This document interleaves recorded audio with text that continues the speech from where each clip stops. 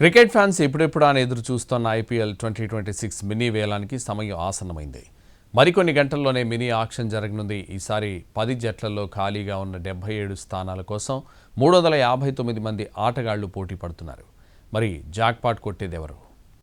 IPL 2026 వేలానికి countdown start అయింది. Abu Dhabi Etihad వేదికగా ఇవాళ మినీ వేలం జరగబోతోంది. ఆక్షన్ కోసం 359 మంది ప్లేయర్లను బీసీసీఐ షార్ట్ లిస్ట్ చేసింది.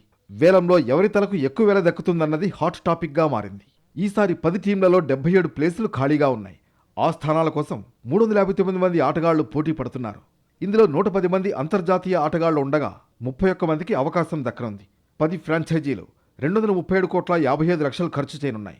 ఎప్పట్లానే ఆసీస్ క్రికెటర్లకు జాక్పాట్ తగులుతుందని అంచనా వేస్తున్నారు. మినీ వేలంలో ఈసారి ఆసీస్ ఆల్రౌండర్ క్రిస్ గ్రీన్కు భారీ ఆఫర్ వచ్చే అవకాశం ఉంది. గాయం కారణంగా గత సీజన్లో అతను ఆడలేదు. అయితే గాయం నుంచి కోలుకుని తిరిగి వచ్చిన తర్వాత మాత్రం పుట్టి క్రికెట్లో దుమ్ము రేపుతున్నాడు. మనీ పర్స్ ఎక్కువగా ఉన్న కోల్కతా నైట్ రైడర్స్ గ్రీన్ కోసం గట్టిగా ప్రయత్నించొచ్చు. ఆసీస్ మరో ఆల్రౌండర్ లివింగ్స్టోన్కు కూడా మంచి ధర పలకడం ఖాయం.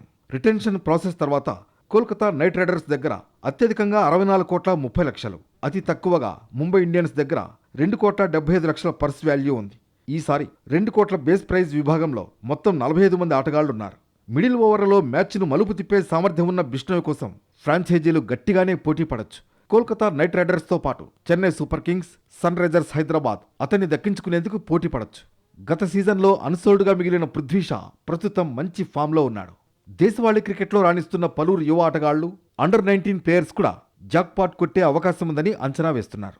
ఇక ఐపీఎల్ మినీ వేలం సందర్భంగా బీసీసీఐ ఓ కొత్త టై బ్రేకర్ నియమాన్ని ప్రవేశపెట్టింది. ఈ కొత్త రూల్ క్రికెట్ అభిమానుల్లో ఉత్సాహాన్ని పెంచే అవకాశం ఉంది. ఒకే ఆటగాడి కోసం 2 లేదా అంతకంటే ఎక్కువ జట్లు ఒకే బిడ్పై నిలిచిపోయినప్పుడు ఈ నియమం అమల్లోకి వస్తుంది.